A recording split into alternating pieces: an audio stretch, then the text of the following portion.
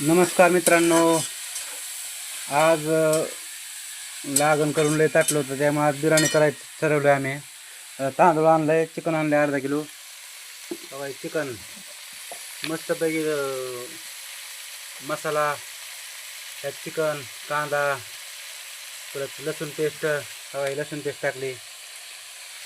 Direct biryani कशी करायची माहिती का? डायरेक्ट मसाला हे टाकायचा ह्यात असं. त्याला आधी शिजून घ्यायचं नाही काय नाही चिकन. बघा आता आमची मालकीन टाकते बघा मसाला टाकते बघा असं.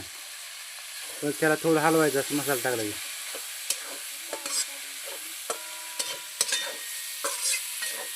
चांगलं हलवून द्यायचं असं. घरकुल नाही सुहाणा लसूण पेस्ट चांगलं परतून द्यायचं चिकन. म्हणजे कसं होतं चव देते बिर्याणी.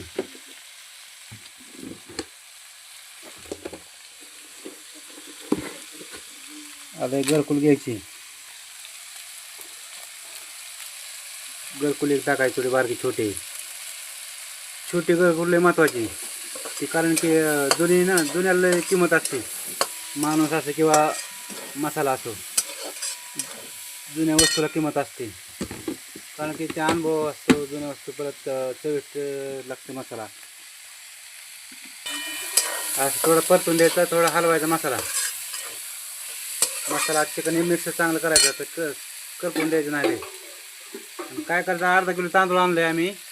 अर्धा किलो तांदूळला 2 तांबे पाणी होता. एक तांबे ओतला. आता हे दुसरा तांबे. हे 2 तांबे पाणी ओतलं.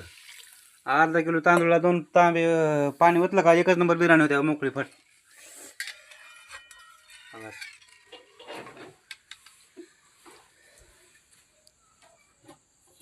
बबली बी आज शाळेत आलाय ताटून, त्यामुळे ते अभ्यास करू त्याला बिर्याणी खावाटली.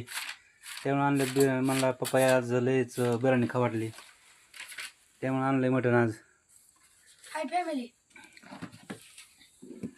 पोरगी काय खात नाही आमची बिर्याणी. ती आजारी थोडी आज तापली. बघा तांदूळ थोडं बरं आहे बघा. तांदूळ बिर्याणी खायसाठी चविष्ट तांदूळ हीच आहेत. बघा आता अर्धा किलो तांदूळ घेतलेत बघा.